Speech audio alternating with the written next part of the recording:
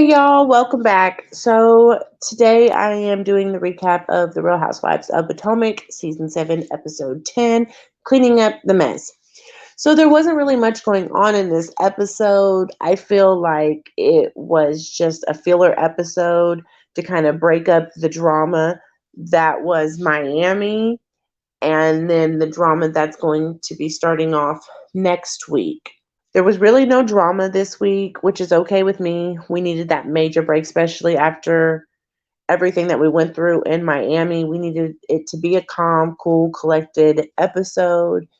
We needed to get back in touch with ourselves and try to woo-saw out what was Miami. Because Miami was absolutely flipping nuts. Like, I think it's really funny how last season Mia called Candace's music video low budget, but then this season, Mia couldn't even get a house that had all the room for the girls. And the way that everything went down in Miami, Mia party fail. Anyways, let's get started. So we start off with Giselle and Robin. They're doing their podcast reasonably shady. I have actually listened to this podcast and I actually really like it. And the reason why I like it is because they're friends in real life. Like they've been friends for about 5 years before they even got on the show together. So when they're talking, it's like easy breezy conversation and it's just sitting there talking with a girlfriend. So I really like it when it's just those two because they feed off of each other really well. It's when you start adding in everybody else that these two seem to always go left with. But they talk about Robin and Wendy making up at the club, and Robin was like, kind of relaying the story back to Giselle in a way where she made it seem like she didn't understand why Wendy was apologizing. Whatever, Robin, you knew better. But Robin tells Giselle that she reached out to Candace to meet up because Candace was upset with the way that Robin did her last episode with the ambush. And Giselle was like, you can't be mad about that. Yes, she can. Giselle. She can be mad about that because it was an ambush. Because you planned to do it in front of everybody instead of stepping to her one on one. So move along. She has a right to be mad. Anyways, we're going to give a huge shout out to Candace right now because I am extremely proud of her. She has got her second degree. She got her MBA from the Howard University, and she's going to do a huge party to celebrate, which is well deserved because last year she was going through the drama with the girls, trying to get her music out. All right. She had just moved into the new house, so she was still trying to settle in with that, all while going to school. So, this is a huge accomplishment for her, and I am very proud of her. Way to go, Candace girl. You did it. Next, we have Karen, and she is planning an evening with the Grand Dame with Matt. So, we've actually met Matt before. We were first introduced to Matt, I think it was season 3, when Ray was having his tax issues, and Karen, what did she call that? Like, oh, a press conference. That's what it was. When she called a press conference and invited all the girls to the table. She had Matt there with her. And that was the first time we had ever met him. And she says that she's known him since he was 17 years old. So they have a long history together. But they're sitting there and they're going over everything that Matt has planned for the evening with the Grand Dame. And honestly, it sounds awesome. Like, this is something that I would want to go to. The second they were sitting there and they started talking about bringing out the drag, and I was like, yes, this sounds like a really good time. Next we have Candace and Robin. They meet up. Now, this is the first time that we're ever going to see Robin vulnerable like this, because usually Robin is very, very, very aggressive. So she doesn't come off very likable. But here in this moment, you feel for Robin because one of her really good friends, which is also her hairstylist, I guess like a few days before they had filmed this, her friend's sister and brother-in-law had passed away in a horrible accident. And so Robin is just very, very, very emotional. And she just wants to make up and not have silly BS out there. She just wants to move on. So they talk and they're able to push through this. And I like this side of Robin. She's more understanding. I don't know. I prefer I would honestly prefer emotional Robin over aggressive Robin, because aggressive Robin is something else entirely. She's just, yeah. All right, Mia. Mia, Mia, Mia. You confuse me because you sit here and you're always talking about how you're a boss, you're a boss. But when you're talking, I don't know if you hear what you're saying, because sometimes what you say just don't make sense. And I am looking at you through my TV like, what? That, or you're always lying. Like, I need you to keep your story straight. Like, you don't know which way is north, south, east, or west. I'm just saying. Get you a compass, boo boo. You need to figure out which direction you're going. Like, you confuse me to no end. Like, you're sitting here talking about how you're a boss, but when the producers ask you about this deal that didn't go through, you refuse to talk about the deal and talk about, you just don't want to talk about no more lawyer stuff. What does that have to do with the deal? You're sitting here and you're sounding like you don't even know what the deal was about. I'm sorry. I feel like my boss, the boss, would know what the deal was about. But whatever, Mia. You just sit there and keep on lying through the TV, girl. We see you though. Because in real time, we know what's up. We know that Gordon's family has pushed y'all out of the business. So I'm just saying, we're sitting here and we're just watching you make a damn fool out of yourself, to be completely honest. That's what you're making. Because you want us to believe something that is not true, and we, the viewers, already know what it is because months ago you wrote on Twitter about this. So just, I don't even like talking about you. You're so annoying. So we're just going to go ahead and move right on into Ashley. So Ashley goes over to her aunt and uncle's house, and she's sitting there and she's telling her aunt and uncle how her and Michael have been getting into a lot of fights here lately, and they're screaming so bad that Dean, poor little old Dean, is getting in the middle and yelling at them to stop. Ashley, I understand when you get to that point with somebody and all that happens is fighting. I get that. I've been there. I've done that. But you have to remember that you have small children that are watching every single thing that happens. You don't think they're paying attention, but they are. Kids that are young, that are under 5, even kids that are a little bit older, but really when they're under 5, they are absorbing everything. So these kids are sitting here watching you guys fight. And it's not healthy.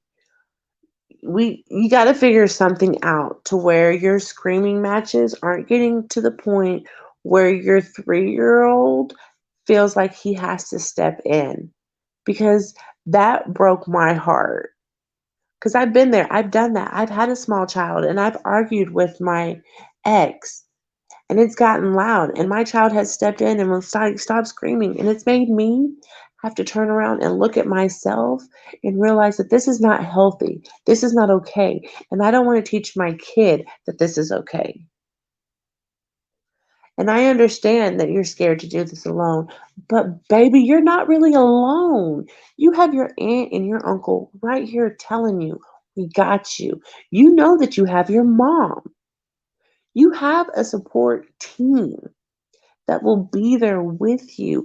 You need to stop thinking that you're going to do this all on your own when you have people that are willing to help you, especially when there are people out here in this world that are honestly by themselves that have absolutely no help at all. And they don't make thousands and thousands and thousands of dollars on their paychecks.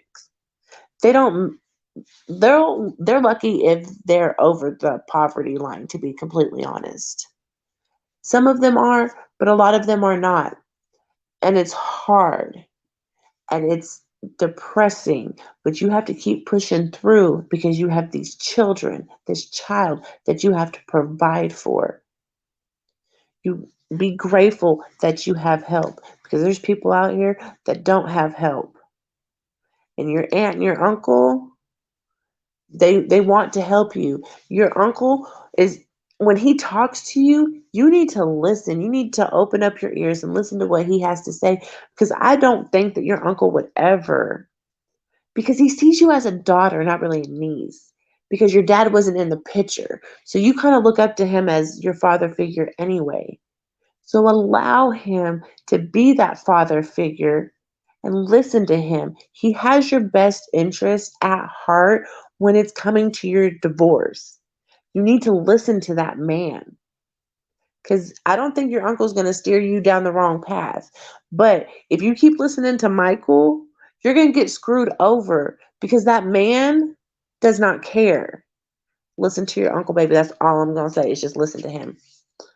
Next, we got Giselle, and she is celebrating Adore and Angel Sweet 16, which was absolutely cute. They looked so gorgeous in their gowns. But here's what really confused me. After last season, or was it the season before that? It was one of these seasons. It might have been the season before that. After one of them, though, didn't he say that he wasn't ever going to be on Potomac again? And lo and behold, if Pastor Jamal Bryant doesn't just grace us with his presence, and I'm just looking like, what? What is going on? Why are you on my TV right now? But I'm gonna tell you something though. That man, he can preach. I listened to his Herschel Walker. Oh my God, that man has a very good mouthpiece on him. He can preach. And let me tell you, his speech when he was thanking them for not ever having to get a call from jail, I was right there with Giselle. My mouth dropped. Like, no, he did not. But then I bust out laughing. And I bust out laughing because there's a lot of people out here that cannot say that their kids didn't call them for some kind of something when they were 16. So it's nice to know they have really good girls, which I think is sweet. So Candace is getting ready for the party. Y'all, let me tell y'all, when Mama Dorothy saw that snake and was like, Candace, I thought you said Giselle wasn't coming. Y'all, I screamed. Oh, I screamed. That was everything. That was everything that I needed. Mama Dorothy can be shady, like real shady, to the point where the producers are rolling it back when Candace is talking about how she's just going to let stuff with her mom. She's just going to let it go. She's gonna let it go. And they show clips last season when they asked her if she thought she needed to give Chris an apology, and she was like, "That's fine." I'm telling y'all, Mama Dorothy, she is crazy, and I loved at that moment that she called Giselle a snake. That was everything. Oh, that was everything. The other part that gave me life was when Karen asked Robin about the wedding. And Robin fixed her mouth to tell her it's just going to be the four of them, Juan, her, and the two kids. Let me tell y'all, that look in Karen's confessional, oh my God, I could not help it. I screamed. Oh, I screamed. I paused the TV. I laughed for a good 5 to 10 minutes before I unpaused the TV, and I paused it at the perfect spot. Her eyes and her face was just ploop. I mean, oh my God. Karen, between Karen and Mama Dorothy, they are what made this show last night because those were just the best moments of this whole show last night. Oh my gosh. Then we get Wendy and she's apologizing yet again to Robin. She's taking accountability, but Wendy, I'm going to need you to stop apologizing. You have apologized more than you should. Just, I tell my son all the time, all you ever have to say is sorry once. If I accept your apology, we don't have to speak of it again. If I don't accept your apology, just give me time to get over it. Let me process how I'm feeling that you have apologized and I need to just let it go. And then we can get on to a better place. But you apologize way too much to Robin, and it's not worth your time. It's really not. Especially when you get on the Twitter and you say that it don't last long. Stop apologizing to that woman. Stop. And I swear you better not get on that reunion and apologize to any one of them because don't none of them deserve an apology from you. They all need to be kissing your butt. Okay? They really do, for the way that they acted. That was just absolutely ridiculous, the way that they acted in the last 3 episodes. You stop apologizing. You have done nothing wrong. In fact, you should tell them what Candace said, that they could kiss the darkest part of your butthole. That's what you should be telling them. Every last one of them. You don't need to be apologizing to them no more. So we got Candace in the house, and she's giving her speech, thanking everybody. What I thought was really crazy is why she's giving the speech. Chris is outside. Why isn't Chris inside with his wife? I was just a little confused on that part. But that's pretty much it for the episode, guys. Like I said, it was kind of a filler episode. Not a whole lot going on. But y'all, next week's episode, it looks like the drama is going to start again. In the preview, we got Giselle, and Giselle looked like she's the one that starts everything with Mia and Jacqueline because she's over here telling Karen that how Jacqueline hooked up with her ex and how she likes to watch, which I feel starts everything that Mia and Jacqueline start fighting over. Has to do with Giselle being Giselle and getting into people's business. Like, that has nothing to do with you, Giselle. Why are you talking about it? Reasonably Shady does their live show, which looks super boring. Like, I don't know what that was. That looks like, I don't know.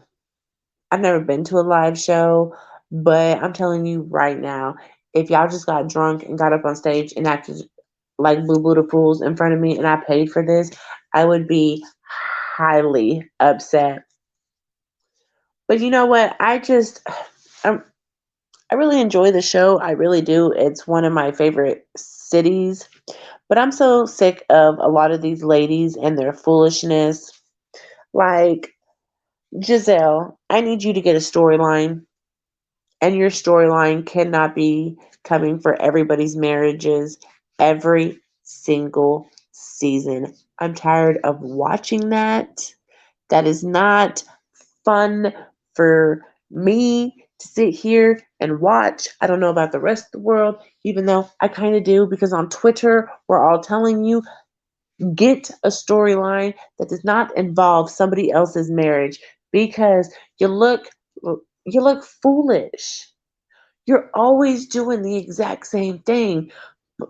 Like earlier in the season, when you let it slip that it's only Robin's name on that house, and she turned around and was like, "Well, how about would you feel if I started telling some of your personal?" And you was like, "No, thank you. No, we want to see your personal because we're tired of you and everybody else's flipping business." Robin, I do not believe that you and Juan are going to get married. I don't. I really don't. And if you do, it's because you want to save face and be like, see, I told y'all we were going to get married. Because the way that y'all move does not seem like y'all are like madly, madly in love and are just looking to get married. That's how it looks. That's just, plus all the rumors that are going around town about Juan are just, yeah, you might want to just hold off on that. And if you don't want to get married, just tell us that you don't want to get married. That's fine. We don't want you to get married if you don't want to get married. We don't want you to be unhappy, Robin, because when you're unhappy, you are an aggressive piece of something, is what you are. Ashley, I need you to just divorce that man and move on. Just divorce him and move on.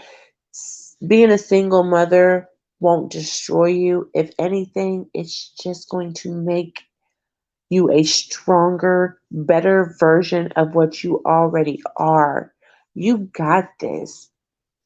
Just know that you got this. And as long as you always put them boys first, you ain't got nothing to worry about. You're good. Karen, you keep doing you. You're the grand dame. I ain't got nothing negative to say on you. I love you to pieces. You're one of my favorites. Absolutely love you. Candace, I'm so proud of you, babe. Like, congratulations on your 2 degrees. Yes, two more, and you and Wendy will be tied. Wendy, I need you to stop apologizing to these ladies. They don't deserve it. They really don't. You hold your head high and you hold yourself to a different standard than them. And that's okay. That is okay. But I need you to stop wanting to be their friends or stop wanting to always have anything to do with them. You have Karen and Candace and sometimes Ashley that will rock with you. And that's all you really need. You don't need Giselle and Robin. You really don't. Mia, next, because I don't have nothing for you. I really don't. You irk my flipping nerve. So that is my recap, y'all. I hope y'all have a really great night. Bye.